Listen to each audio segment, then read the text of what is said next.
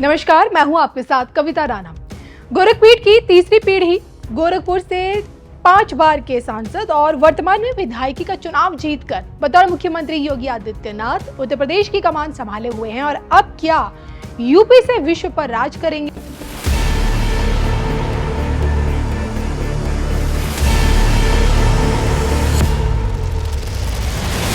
आलंदी सिद्ध पीठ से हुई भविष्यवाणी, क्या दुनिया पर होगा योगी का एक छत्र राज?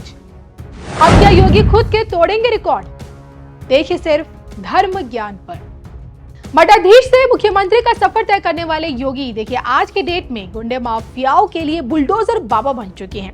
पार्टी का यही पोस्टर बॉय आज हिंदुत्व का सबसे बड़ा चेहरा है। यूपी कि यही वन मैन आर्मी अपने काम में शानदार है, लोकप्रियता में नंबर 1 है और जनता का सबसे भरोसेमंद चेहरा। बैक टू बैक प्रदेश की सत्ता पर कमल खिलाने का श्रेय योगी जी को जाता है।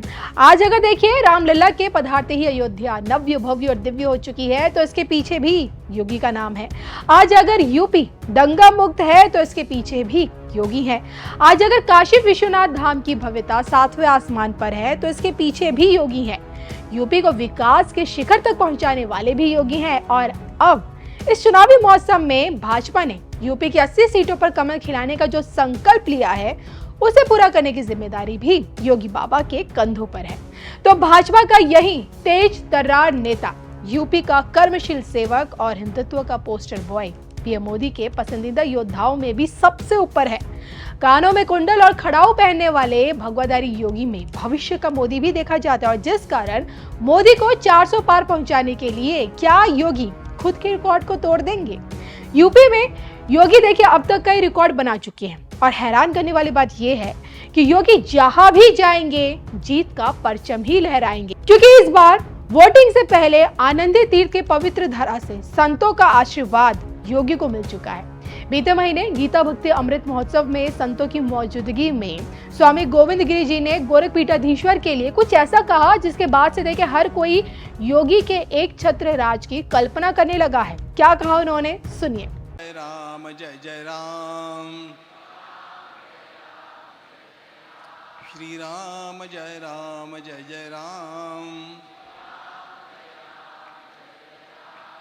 आपदाम अपहर्तारम दातारम सर्वसंपदाम लोकाभिरामम श्रीरामम भूयो भूयो नमाम्यहम्।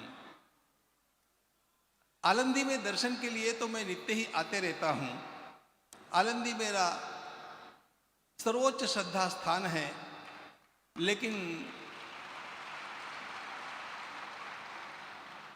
आज ज्ञानेश्वर महाराज को मैंने जितना पुलकित होते हुए देखा उतना पुलकित होते हुए कभी भी नहीं देखा था, क्योंकि ज्ञानेश्वर महाराज के नाथ पंथ की ध्वजा को सर्वोच्च शिखर पर ले जाकर के फहराने का काम करने वाले एक वीर योद्धा आज यहां पर पधारे हैं।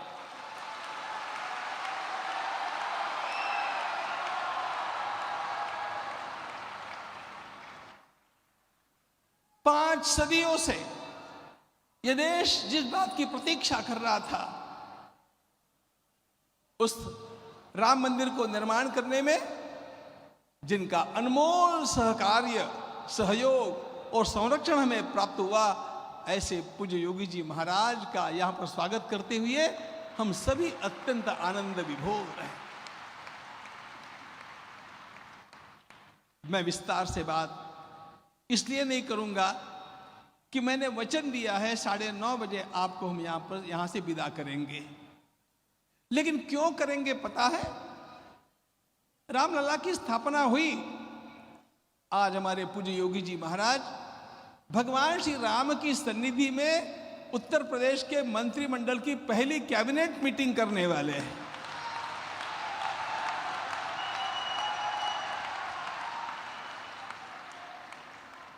भगवान श्री राम के समक्ष कैबिनेट मीटिंग होना, इसका अर्थ ही राम राज्य की स्थापना होना यह होता है।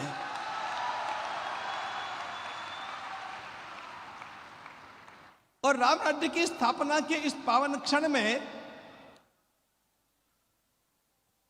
आनंदी के इस अत्यंत पवित्र तीर्थ से प्रेरणा, आशीर्वाद और कृपा लेकर के महाराज यहां से प्रस्थान करने वाले हैं। और जिसके ऊपर ज्ञानेश्वर की कृपा होती है वो संसार में जहां जाता है सफल ही होता जाता है।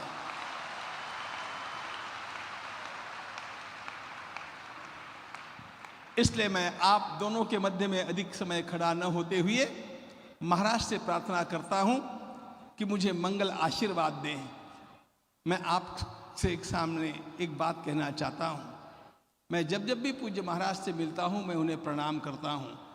मेरे लिए वे केवल मुख्यमंत्री, उत्तर प्रदेश के माननीय मुख्यमंत्री नहीं हैं। उत्तर प्रदेश के माननीय मुख्यमंत्री जी तो वे है ही, लेकिन हमारे गोरक्ष पीठ के वे सर्वोच्च अधिष्ठाता है। इसलिए हम सब लोगों के लिए प्रणम्य हैं, आपके आशीर्वादों की आकांक्षा के साथ। याद रखना, भारत का कोई भी महापुरुष हो, उस महापुरुष के प्रति हमें सम्मान का भाव रखना है। उस महापुरुष के प्रति हमारा सम्मान का भाव होना चाहिए। जितने आराध्य देव हैं उनको हमें सम्मान देना होगा। ईश्वरीय ताकत को जो भी चुनौती देता उसका पतन तय है। जिसने भी राम की सत्ता को चुनौती दी, कृष्ण की सत्ता को चुनौती दी, उसका पतन तय है।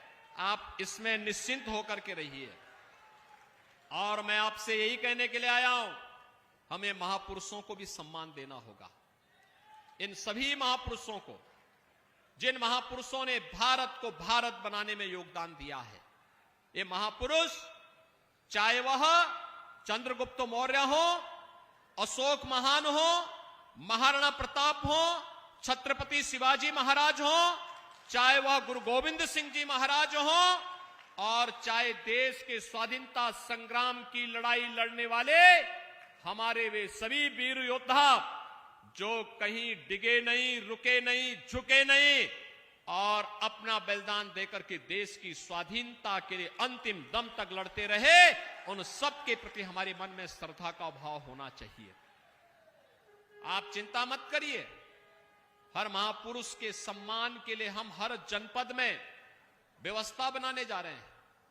पार्क बनाएंगे, पार्कों में भव्य मूर्ति रखाएंगे, अच्छे म्यूजियम बनाएंगे, उनकी पूरी जीवनी को और उस पर कंपटीशन कराने की कार्रवाई भी हो रही है। हमने काशी और अयोध्या से शुरुआत कर ली है, प्रयागराज से शुरुआत कर ली है। ब्रिज भूमि का नंबर भी आने दीजिए और फिर आपकी भूमि का भी नंबर आएगा। ये सब काम भाजपा ही करने जा रही है, घबराइए मत।